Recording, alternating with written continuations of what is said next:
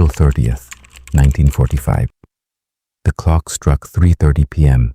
Inside a Berlin underground bunker, its walls already trembling from Soviet bombs. A man held a gun to his own head. 6 hours later, the world was told that Adolf Hitler, ruler of the Third Reich, dictator who murdered millions, was dead.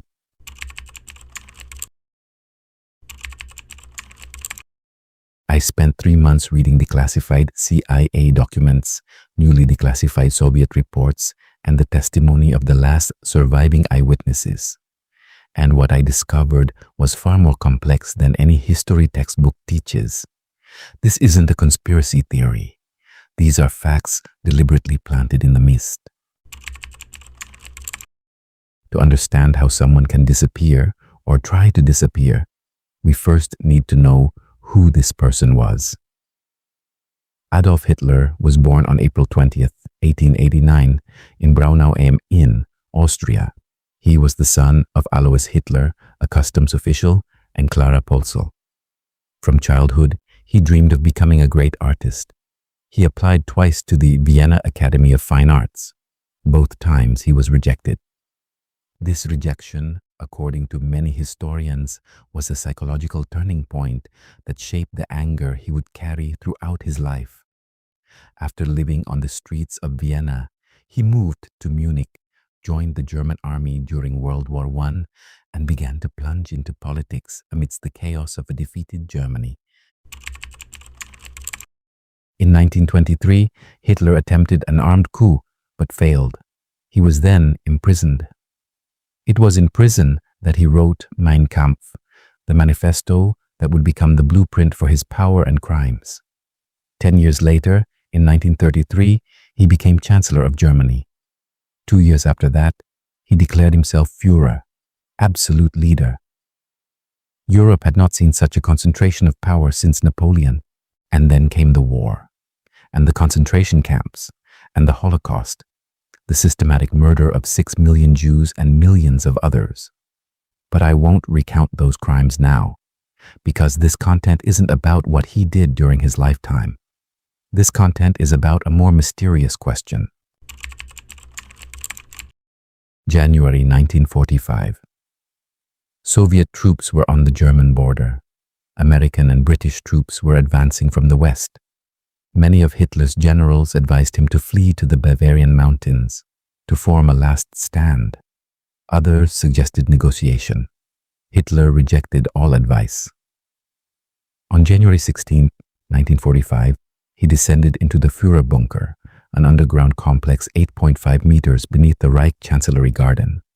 And he never came back up. In the bunker, a small group of people accompanied him to the end. Eva Braun, his lover, hidden from the public for 12 years. Joseph Goebbels and his wife Magda, who chose to stay with Hitler until his death. Martin Bormann, his most trusted personal secretary. And dozens of staff, guards, and military officials who continued to exchange increasingly grim war reports. He stepped out briefly to pin medals on the shoulders of young men who would be sacrificed in the defense of Berlin. After that, he went inside, and official history says he never came out again. Official history. April 29th, around 1 a.m., Hitler married Eva Braun in a brief ceremony inside the bunker. Witnesses, Goebbels and Bormann. He then dictated his political testament, a document he left for history. April 30th, around 3:30 p.m. According to bunker staff, a single shot was heard coming from Hitler's room. When the door was opened, Hitler was found with a pistol in his hand and a head wound. Eva Braun was next to him, dead from cyanide poisoning. This was the first fact that made me sit up straight when I read it. Soviet soldiers entering the bunker found the remains of the incinerated bodies. They took some fragments back to Moscow. One of the most crucial fragments, a skull with a bullet hole, which the Soviets claimed for decades was Hitler's. until 2018, when a team of researchers from the University of Connecticut received permission to analyze the skull's DNA. The results were surprising.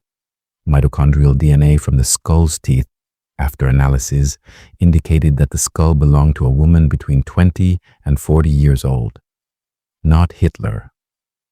For over 70 years, the Soviets claimed to have proof of Hitler's death. It turned out that the proof was false. There were about 12 people around the bunker at the time of the incident. The problem? No two people tell exactly the same story.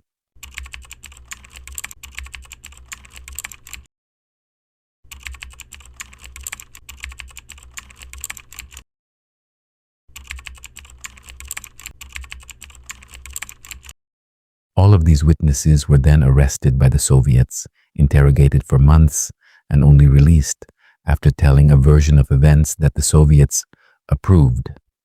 Were their testimonies genuine, or were they shaped by the pressure of interrogation? We cannot know.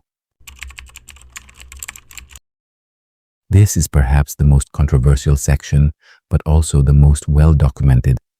After the war, hundreds of Nazi officials managed to escape Europe through a network of so-called rat lines, facilitated by certain Catholic Church networks and corrupt officials. The main destinations: Argentina, Brazil, Paraguay, and Chile. South American countries led by sympathetic military regimes or too weak to resist. Adolf Eichmann, the architect of the Holocaust, was found alive in Argentina in 1960, captured by the Mossad, tried and executed in Israel. Joseph Mengele, the death camp doctor who conducted human experiments, escaped to Brazil and died there in 1979. If such important people could escape, why couldn't Hitler? This isn't a question I'm making up. It's a question that historians, the FBI, and the CIA have seriously researched. In 2017, the FBI officially released hundreds of pages of classified documents about Adolf Hitler through the Freedom of Information Act. Among them was a report from 1945, just months after the end of the war, from an FBI source in Argentina. The source reported that a man described as resembling Hitler had arrived in Argentina aboard a German submarine and was living on a remote plantation in Patagonia. The FBI has never officially denied this report. They have never confirmed it either. The document exists. The report is real. What we don't know is whether it's accurate. Little known fact. In July and August 1945, 2 to 3 months after the war ended, 2 German submarines surrendered to Argentine authorities in Mar del Plata. U-530 surrendered on July 10, 1945. U-977 surrendered on August 17, 1945. Neither submarine carried a verifiable official cargo. Their captains were subjected to lengthy interrogations by American intelligence. U-977's captain, Heinz Schaefer, later wrote a memoir, but always denied carrying VIP passengers.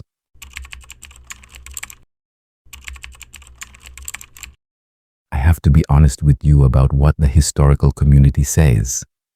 Ian Kershaw, author of the 2-volume Hitler biography, considered the most authoritative, concludes that all available evidence consistently supports Hitler's death in the bunker on April 30th, 1945.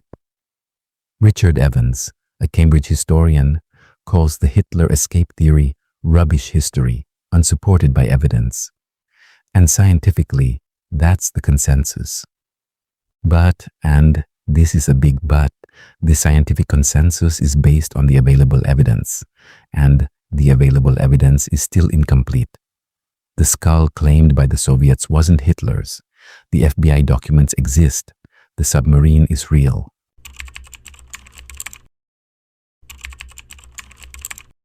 Scenario 1. Death in the bunker. Scenario 2. Escape with assistance. Scenario 3. Death but not in the bunker. You might ask, after 80 years, does this still matter? Yes, very important.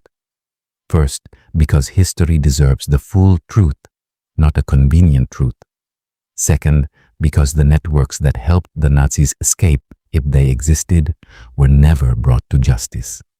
They were part of a system that allowed the greatest crimes of the 20th century to occur without full accountability. And third, because the lessons of unsolved history tend to repeat themselves. Berlin today is one of Europe's most vibrant cities. The site where Hitler's bunker once stood is now an ordinary parking lot, unmarked. Germany has chosen not to romanticize the site, a sensible decision, but history cannot be buried under asphalt.